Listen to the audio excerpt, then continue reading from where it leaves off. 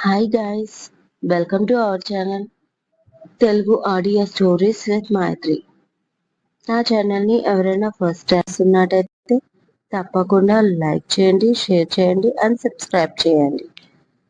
ఎంత బావైతే మాత్రం episode 18.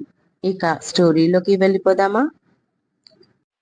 It's okay జై, నేనెప్పుడు మిమ్మల్ని అలా ఆలోచించమని ఫోర్స్ చేయలేదు. మిమ్మల్ని ఒకసారి అడిగాను, లవర్ ఉన్నారా అని. మీకు ఎందుకు అంత ఇంట్రెస్ట్ అని నా మాటని దాటవేశారు. అప్పటికి మళ్ళీ మీ మమ్మీ డాడీని చూసిన సంబంధం చేసుకుంటారా అంటే, నాకు మమ్మీ డాడీ లేరు, కానీ ఆ స్థానంలో అత్తయ్య మామయ్య ఉన్నారని చెప్పారు. పోనీ వాళ్ళు చూసిన సంబంధం చేసుకుంటారా అని అడిగితే అవును అన్నారు. అందుకే నేను మీకు ఫోర్స్ చేయడం లేదు, ప్రపోజ్ చేయడం లేదు, జస్ట్ మిమ్మల్ని పెళ్లి చేసుకోవాలని అనుకుంటున్నాను అంటుంది శాలిని. తన మాటలకి షాక్ అయిన జై, సారీ శాలిని, నాకు నీకు సెట్ అవ్వదు అన్నాడు జై. వాట్, నేను నీకు సరిపోనా అడుగుతుంది శాలిని. కాదు శాలిని, నేనే నీకు సరిపోను. నీకు మంచి అబ్బాయి దొరుకుతాడు, నువ్వు ఎప్పటికీ నాకు మంచి ఫ్రెండ్వి మాత్రమే అంటూ బాయ్ చెప్పి వచ్చేస్తాడు జై. ఇక అంతకు మించి మాట్లాడకుండా అలాగే చూస్తూ ఉండిపోతుంది శాలిని. పప్పి అలిగి రోజంతా తినలేదు. దాంతో తన అలక తీర్చడానికి రెస్టారెంట్లో డిన్నర్ ప్లాన్ చేస్తాడు శ్రీనివాస్. వెంటనే పప్పి అలక అటక ఎక్కేసి ఉషకి ఫోన్ చేసి డిన్నర్కి వెళ్తున్నాం, త్వరగా రమ్మని చెప్తుంది. ఉష త్వరగా వచ్చేసి రెడీ అయి బయలుదేరుతారు. సూరమ్మ ఇంటిలోనే ఉండిపోతుంది. పప్ప, ఇవాళ నాకు ఇష్టమైనవి ఆర్డర్ చేస్తాను. మీ ఫ్యామిలీ డాక్టర్ సజెషన్ ఫాలో అవ్వకుండా అన్నీ కుమ్మేద్దాం అంటూ ఉష వైపు చూసి నవ్వుతుంది పప్పి. ఉష నవ్వి ఊరుకుంటుంది. అంతలో తనకిష్టమైన non veg food, sea food అన్నీ ఆర్డర్ పెడుతుంది ఆగకుండా పప్పి. అంతలోనే అక్కడికి శాస్త్రి వస్తాడు. హాయ్ ఆంటీ అంటూ. హాయ్ నాన్న అంటుంది ఉష. శ్రీనివాస్, హాయ్ శాస్త్రి, ఎలా ఉన్నావు? నువ్వేంటి ఇక్కడ అనగానే, హా ఏముంది, వాళ్ళ రెస్టారెంట్ ఫుడ్ నచ్చక ఇక్కడికి వచ్చి ఉంటాడు. ఆ హిట్లర్ ఏం వండి పెడతాడులే, మండిపడ్డం ఒకటే వచ్చు అంటుంది పప్పి. పప్పి, ఎప్పుడు చూసినా జైని ఏదో ఒకటి అంటావా, కోప్పడుతుంది ఉష. పర్వాలేదాంటీ, జై లేనప్పుడే కదా తనకి ఫ్రీడమ్, కాసేపట్లో వాడు వచ్చేస్తాడు. ఆ తర్వాత తినడానికి తప్ప మాట్లాడడానికి నోరు తెరవదు కదా అంటాడు శాస్త్రి. అంటే ఇప్పుడు బావ వస్తున్నాడా ఇక్కడికి, ఆశ్చర్యపోతుంది పప్పి. అవును అంటుంది ఉష. అదేంటి కోపంగా అడుగుతుంది పప్పి. అదేంటి అంటావేంటి, నువ్వేమన్నావు, మన ఫ్యామిలీ మొత్తం డిన్నర్కి వెళ్తున్నాం అన్నావు. జై రాకుండా మన ఫ్యామిలీ కంప్లీట్ అవుతుందా అడుగుతుంది ఉష. ఏడవకుండా నా రోజు కూడా కంప్లీట్ అవ్వదు పాప అంటూ ఏడుపు ముఖం పెడుతుంది. ఇవాళ నిన్ను వాడు ఏమీ అనడు, నా బుచ్చి కదూ అంటూ శాస్త్రి ఇంతకి మనోడెక్కడా అని అడుగుతాడు శ్రీనివాస్.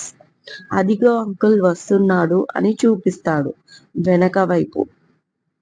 ఉష, చూడు వైట్ షర్ట్ లో జై ఎంత హ్యాండ్సమ్ గా ఉన్నాడో, మొత్తం నా పోలికే అంటాడు మురిసిపోతూ శ్రీనివాస్. అవును అంటుంది ఉష. నేను యంగుగా ఉన్నప్పుడు ఇలాగే ఉండేవాణ్ణి అంటాడు శ్రీనివాస్. శ్రీనివాస్ పప్పిని ఓదార్చడం కూడా మర్చిపోయాడు. అవును మరి, మేనత్త మేనమామ పోలికలు మేడలెక్కినా పోవంట, అది సామెతే ఉంది కదా. కానీ మీ చెల్లెలి పోలికలు మన పప్పికి రాలేదు అంటుంది ఉష.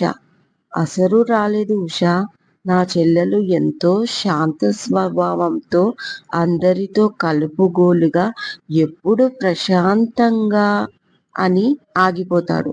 పక్కనే పప్పి ఉందన్న విషయం గుర్తుకు వచ్చి శ్రీనివాస్ సైలెంట్ అయిపోతాడు. ఉష శాస్త్రి నవ్వు ఆపుకుంటారు. శ్రీనివాస్ సిచ్యువేషన్ చూసి.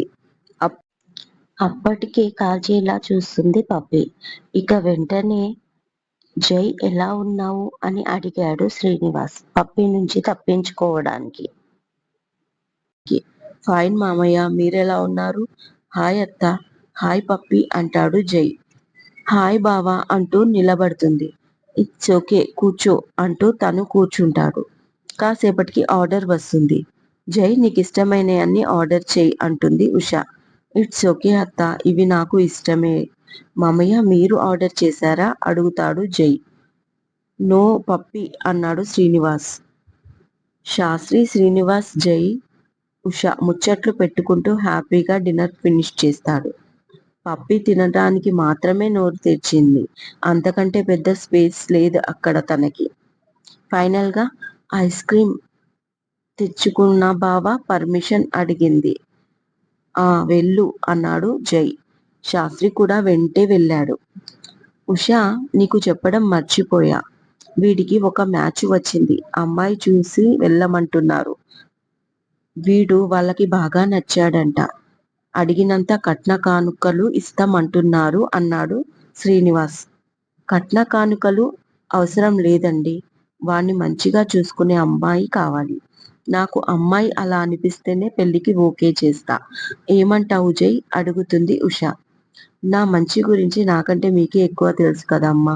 మీ ఇష్టం, కానీ పెళ్లి మాత్రం ఇప్పుడు చేసుకోను అంటాడు జై. అదేంటి అడుగుతాడు శ్రీనివాస్. ఇంట్లో ఆడపిల్ల ఉండగా నేను ఎలా పెళ్లి చేసుకుంటాను? మన పప్పి పెళ్లి అయ్యే వరకు నా పెళ్లి గురించి ఆలోచన లేదు అన్నాడు జై. దానికి శ్రీనివాస్, ఉష ఇద్దరు సంతోషిస్తారు. కరెక్టే, కానీ వాళ్ళు బాగా ఫోర్స్ చేస్తున్నారు నాన్న అన్నాడు శ్రీనివాస్. ఎవరు? పటేల్ గంగరాజు సంబంధమా అని అడిగాడు జై. అవును, నీకెలా తెలుసు అడుగుతాడు శ్రీనివాస్. జై, ఉష ఫేస్లు చూసుకొని నవ్వుకుంటారు. ఆ తర్వాత జరిగిందంతా చెప్తారు జై. వాట్, ఇది రౌడీ గంగూబాయ్ సంబంధమా? ఒక రౌడీ కూతురికి నీకు అడుగుతారా? ఆశ్చర్యంగా నోరు తెరుస్తాడు శ్రీనివాస్. అమ్మాయి పేరు శాలిని. వీడంటే పడి చచ్చిపోతుంది అంటుంది ఉష.